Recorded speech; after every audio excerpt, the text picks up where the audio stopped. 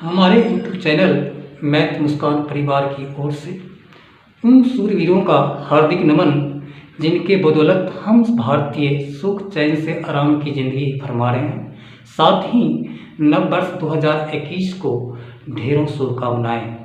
माननीय अभिभावक महोदय, शिक्षाविदों, देश की प्रगति में योगदान देने वाले पदाधिकारियों, राजनेताओं सह देश के भविष्य, मेरे प्यारे बच्चों, आप सबों का अनुज कुमार दिवाकर की ओर से हार्दिक अभिवादन। साथ ही नव वर्ष 2021 को अनेक शुभकामनाएं। आप और आपके परिवार का जीवन खुशियों से भरी रहे। आप सबों ने मुझे इतना प्यार दिया, इसके लिए फिर से नव वर्ष की ढेर सारी शुभकामनाएं।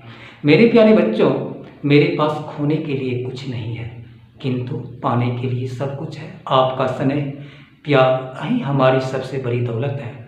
मैं अपनी पूरी ज़िंदगी पैशन के साथ शिक्षा अनुदान दिया, किंतु प्रोफेशनल नहीं बना। गुरु है वह ज्ञानगिरी, जहाँ जीवन जगमग होता है, मुस्कुराता है ज्ञान, जहाँ पर अज्ञान अपने भाग पर रोता है।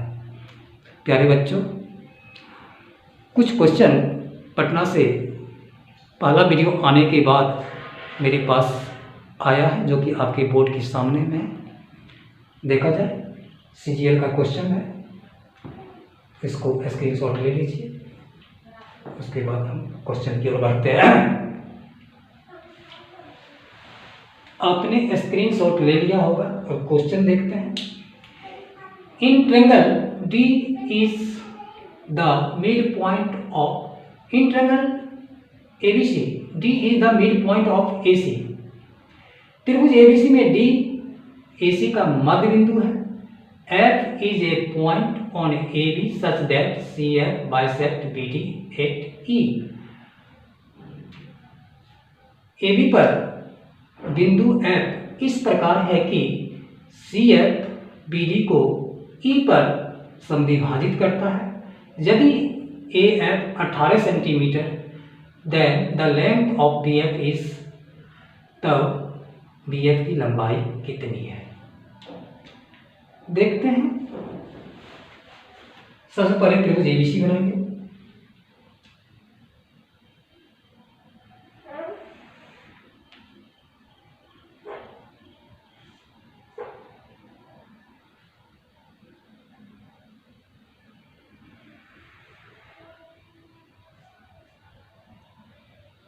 ABC, A यहाँ पर, B यहाँ पर नोट कर देते हैं, C यहाँ पर। AC का मिड पॉइंट D है, यहाँ से ले लेते हैं, D है सो मिड पॉइंट है, और BD को मिला देते हैं।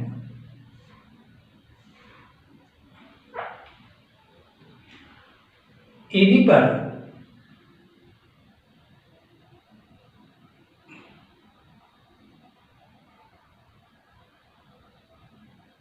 E, BD पर E, BD की E पर बाइसेक्ट करती है। F इज एक पॉइंट ऑन AB, और इस पर एक पॉइंट है, ये पॉइंट हो गया, यहाँ F है। AF की लंबाई आपको दिया हुआ है 18 सेंटीमीटर, यहाँ 18 सेंटीमीटर लिख देंगे। अब इसको बाइसेक्ट, ये मिड पॉइंट है, इसको हम इस तरह से लिख लेते हैं। अगर ये x सेंटीमीटर लिए हैं तो यह भी x हो जाएगा, तो AC पूरा हो जाएगा, आपको 2x हो जाएगा। अब सवाल पता चलता है कि मान लीजिए त्रिभुज BCD में लेते हैं, शीर्ष यानी वर्टेक्स C से CE BD को समद्विभाजित करती है, बाइसेक्ट करती है। इसका मतलब BCD आइसोसेल्स ट्रायंगल है। ये जितनी लंबाई है उतनी लंबाई की है, क्योंकि BC इन ट्रायंगल BCD,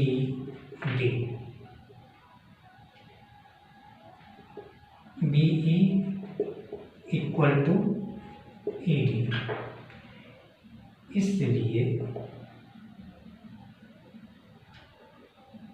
इसलिए BCE is the bisector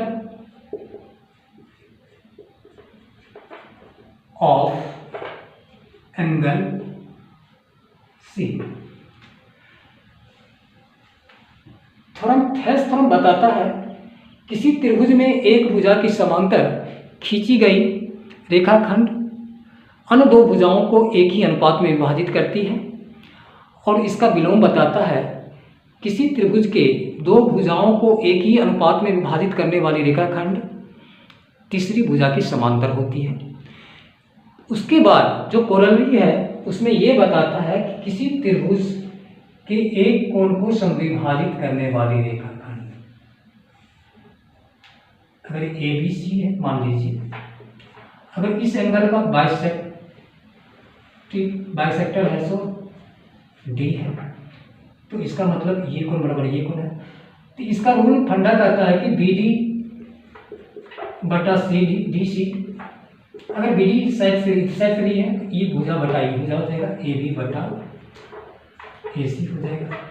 और या हम लिख सकते हैं इस साइड से लेंगे ई टुकड़ा बटा ई टुकड़ा करेंगे, सी डी बटा बी डी करेंगे, तो राइट साइड से लेंगे तो राइट साइड पर से लेंगे ए सी बटा ए बी हो जाएगा।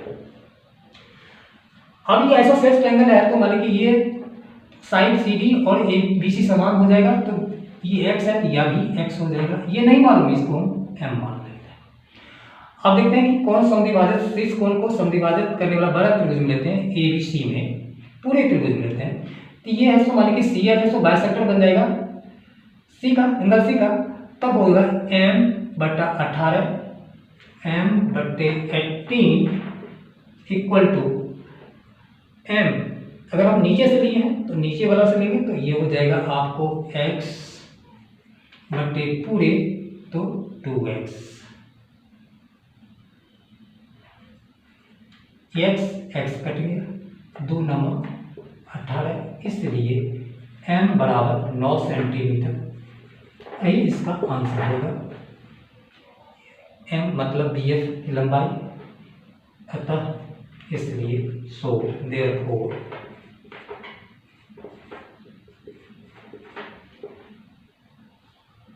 BF equal to 9 centimetre. Note कर लें। नेक्स्ट क्वेश्चन देखते हैं, पहले स्क्रीनशॉट ले लें क्वेश्चन का।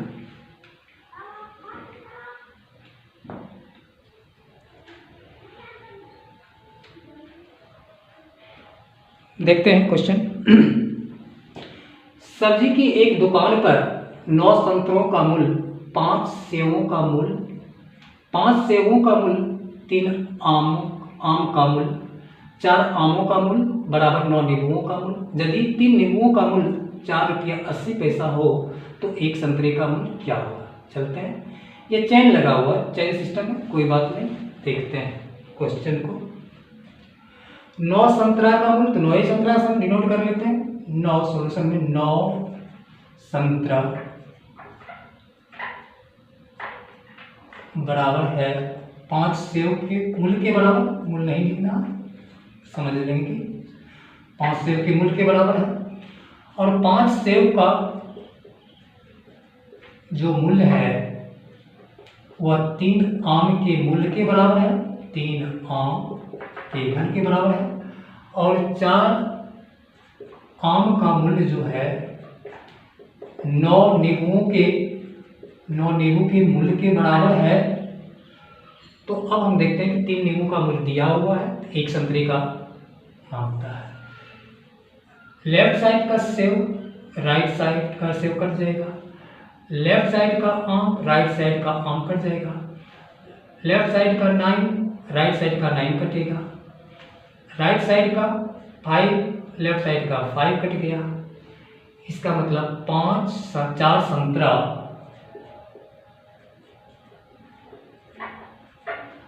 का मूल्य, 4 संतरा का मूल्य बराबर 3 नींबू का मूल्य। 3 नींबू का मूल्य आपको 4 रुपया 80 पैसा दिया। 3 नींबू लिखकर नहीं, उसका जो मूल्य है उसी को लिखेंगे। 3 नींबू का मूल्य दिया है 4 रुपया 80 पैसा, 3 नींबू है तो 3 नींबू का मूल्य कितना है, तो 4 रुपया 80 पैसा लिख देंगे। और इसको 1 काटेंगे, 4 एकम 4, 4 एकम 4, 4 दूनी 8, अर्थात एक संतरा का मूल्य हो जाएगा का मूल्य 1 रुपया 20 पैसा, यानी विकल्प ए आपका आंसर होगा। स्क्रीनशॉट ले लें। नेक्स्ट क्वेश्चन की ओर चलते हैं। सबसे पहले स्क्रीनशॉट ले लें। कपड़े के एक टुकड़े का मूल्य 35 रुपया है। यदि इस कपड़े की लंबाई 4 मीटर अधिक होती तथा कपड़े का भाव 1 रुपये प्रति मीटर कम होता तो कपड़े का कुल मूल्य अपरिवर्तित रहता। कपड़े की लंबाई कितनी है, यानी है सो लंबाई बढ़ रहा है। हम देखते हैं कपड़े की लंबाई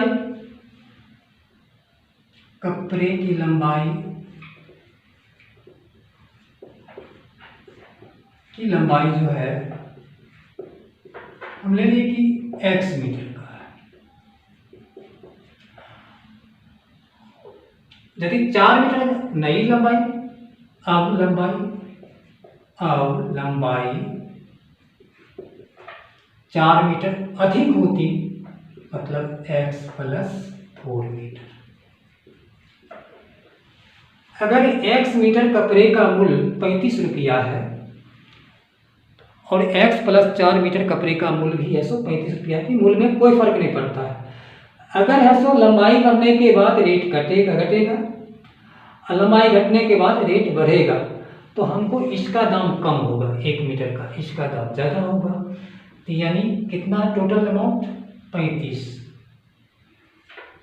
बट्टे में x प्लस माइनस करेंगे, अंतर होगा 1 रुपया का प्रति मीटर। 1 मीटर का दाम हुआ, पहले x मीटर का दाम 35 रुपया था, तो 1 मीटर का दाम 35/x हो जाएगा। और नया अगर लंबाई बढ़ी है तो दाम घटेगा, तो इसमें सो बड़ा मूल्य में से छोटा मूल्य घटाएंगे, तो 35/x + 4, तो प्रति मीटर कपड़ा का दाम 1 रुपया कम होता, तो यहाँ बराबर 1 रुपया। एक चीज पता चल गया, अगर हम 35 कॉमन लेते हैं तो यहाँ आ जाएगा 1/x, वहाँ होगा 1/x + 4। जब एलसीएम लेंगे तो x × x + 4 होगा। यहाँ एक स्टेप बढ़ा लेते हैं। 35 अगर कॉमन लेते हैं तो हो जाएगा 1/x, डायरेक्ट कर लेते हैं, x + 4 हो जाएगा, माइनस x हो जाएगा, इस दोनों का एलसीएम हो जाएगा x × x + 4 बराबर 1। ये कैंसिल। अब 35 को 4 से गुना करने से अच्छा है कि 35 × 4 लिख दें। इसको अगर लिखेंगे तो बाय क्रॉस मल्टीप्लिकेशन करेंगे तो x × x + 4। अगर इसको तोड़ेंगे तो हमको क्वाड्रेटिक इक्वेशन में आ जाएगा, जो कि परेशानी करेगा, टाइम लगेगा। इससे अच्छा है कि इसको ब्रेक करते हैं इसको। तो 7 × 5 35, 35 को ब्रेक करेंगे 7 × 5, 4 को ब्रेक करेंगे तो 2 × 2 बराबर x × x + 4। अब यहाँ देखते हैं, अगर 5 × 10 करते हैं और 7 × 14 करते हैं तो पता चल गया x का मान 10 और x + 4 का मान 14।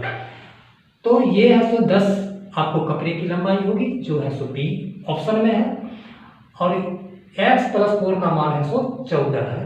इसलिए कपड़े की लंबाई आपको यहीं से बता रही है।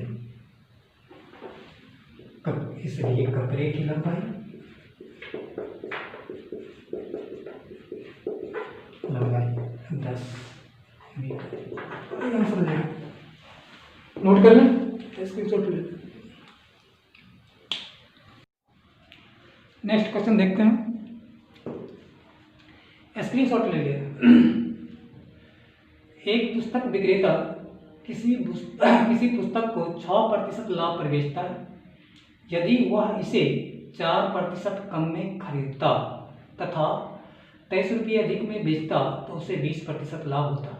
पुस्तक का क्रय मूल्य ज्ञात करें। प्यारे बच्चे, इस सवाल को मैं बहुत तरीके से तोड़ सकता हूँ, लेकिन एक ट्रेडिशनल मेथड देखते हैं, ट्रेडिशनल या जैसे फ्रैक्शन पर तोड़ते हैं। 6% लाभ का मतलब होता है 106 बटा विक्रय मूल्य 106, तो क्रय मूल्य हो गया 100 रुपया, यानी 106 बटा 100 का फ्रैक्शन वैल्यू हो जाएगा 53 दूना 106, 53 बटा 50 बनेगा। ये आपका सीपी हो गया, ये हो गया सेलिंग प्राइस हो गया। कहता है कि एक पुस्तक विक्रेता किसी पुस्तक को 6% लाभ में बेचता यदि उसे 4% कम में खरीदता तथा 23 रुपये अधिक में बेचता, जितना में बेचा यानी 23 रुपया अधिक में बेचता, ये अमाउंट। तो 4% कम का मतलब होता है कि 96 में बेचता है। 100 रुपया का सामान 96%, 96% का मतलब है 24 से 4 से काटेंगे, 24 चौक 96, 96, 24 चौके 96, 4 से काट रहा है तो 25 चौक 100, 25। ये आपको बन गया सीपी। ये आपका है 100। अभी तो देखते हैं, यदि 20% लाभ पर बेचता 120 बटा 100 करते हैं, तो 120 बटा 100 का मतलब होता है 20 से भाग देते हैं, 20 छके 120 और 20 पंचे 100। यहाँ क्रय मूल्य है 150 रुपया इंडिकेट कर रहा है, यहाँ क्रय मूल्य है 125 रुपया इंडिकेट, 25 25 100। तो हम क्या करते हैं, 125 और 50 का एलसीएम लेते हैं तो 250 आता है। 50 में कितना से गुना करेंगे क्या 250 आएगा, तो 5 से गुना करेंगे, तो यहाँ 5, यहाँ भी 5। इसको थोड़ा आगे बढ़ा लेते हैं। 24 छके 144 होता है, 25 बचे 125, यानी 250 पुर गए, तो यहाँ 2 से 125 है, 2 से गुना करेंगे बैलेंस करने के लिए। हम सभी जगह समान रहता है। अब पता चलिए कि ये आपका है 288 आ गया एसपी, और 5 दिया 15, 25 25 1 26 265 आ गया आपको। ये दोनों में डिफरेंस कितना है, दोनों में डिफरेंस 288 में से 265 चला जाएगा, 23 का रहा है, 23 का रहा है ना।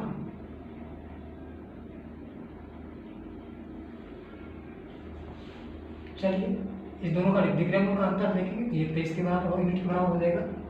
288 5 3 8 14 23 यूनिट, 23 यूनिट का मान है 23 रुपया। 23% रखिए, 23% परसेंट में लिखिए, बदलिए, 23% का मान होगा तो 1% का मान हो जाएगा आपको 1 रुपया। क्रय मूल्य कितना है, 250 में है, नया बनाया क्रय मूल्य 250 में गया, देखिए 125 दूना 250, तो 250% बराबर कितना,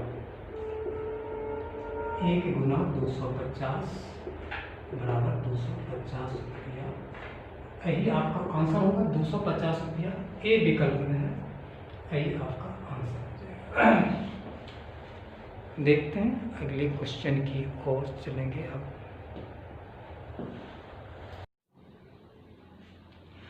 प्यारे बच्चों, यदि आप सबों का इसी तरह से प्यार मिलता रहा तो मैं एक से बढ़कर एक वीडियो लाता रहूँगा।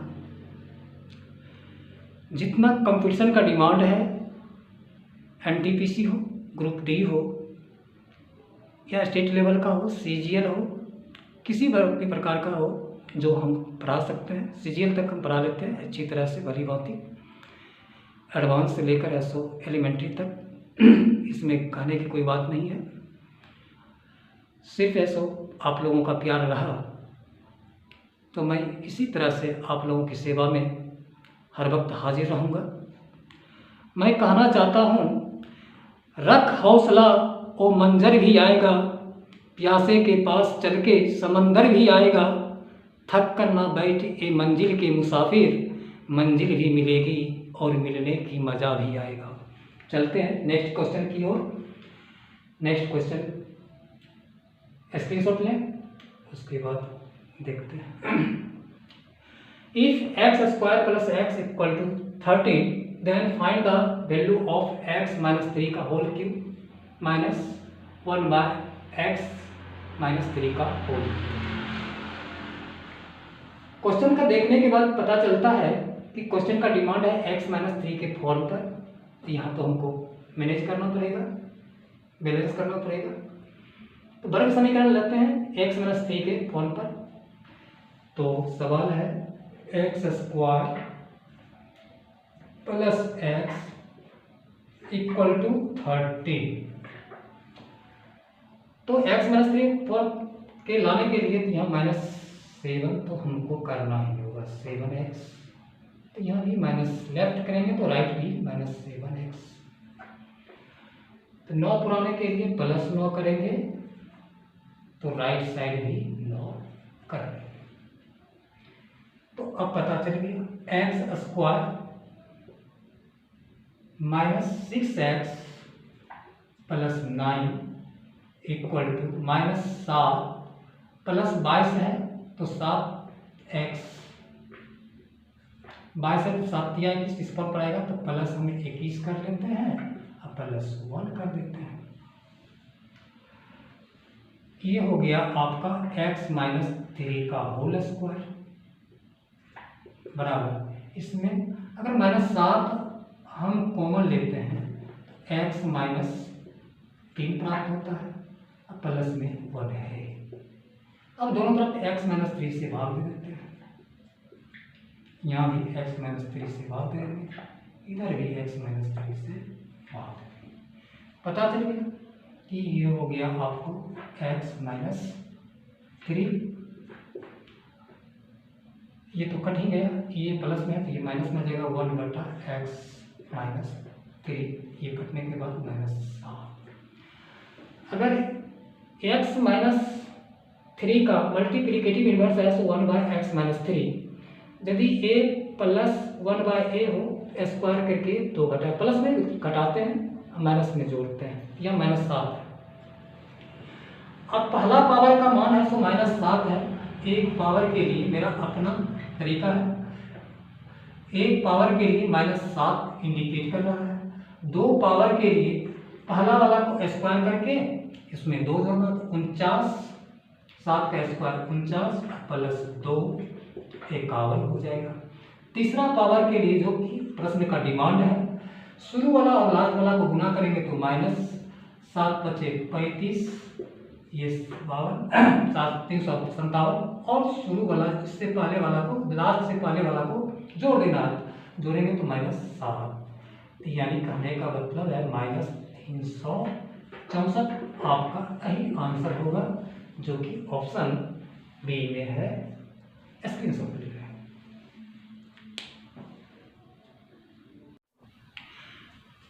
लास्ट क्वेश्चन लेते हैं। एक क्वेश्चन है सो ये चलन जो है सो है वीडियो 3 तारीख से आप लोगों को नियमित रूप से ग्रुप डी एनटीपीसी का बेहतरीन से बेहतरीन कंटेंट्स, बहुत बेहतरीन कंटेंट्स के साथ में उतरूँगा, इसके लिए टेंशन नहीं रखिए।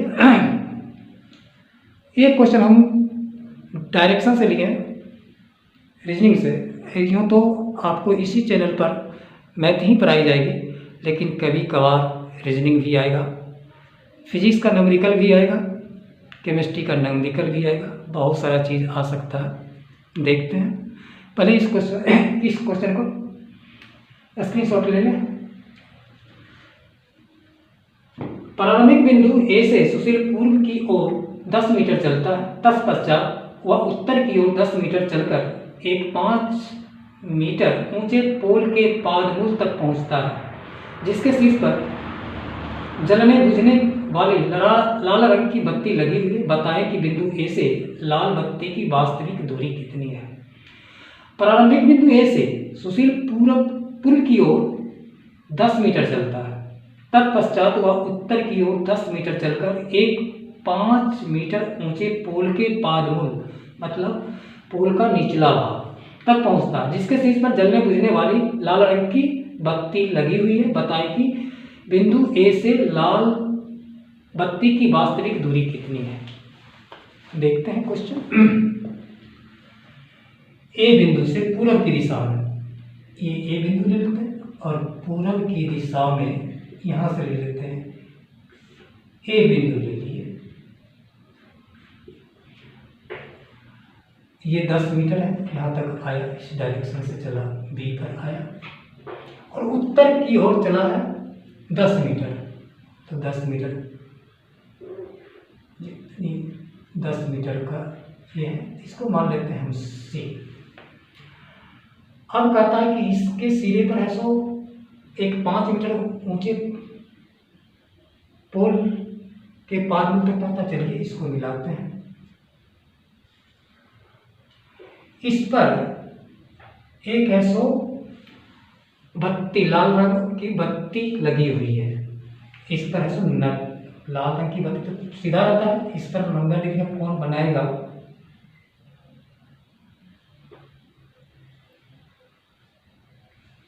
ये 90 डिग्री का कोण है, तो इसको यहां से मिला देंगे। इस पॉइंट को हम डी करेंगे।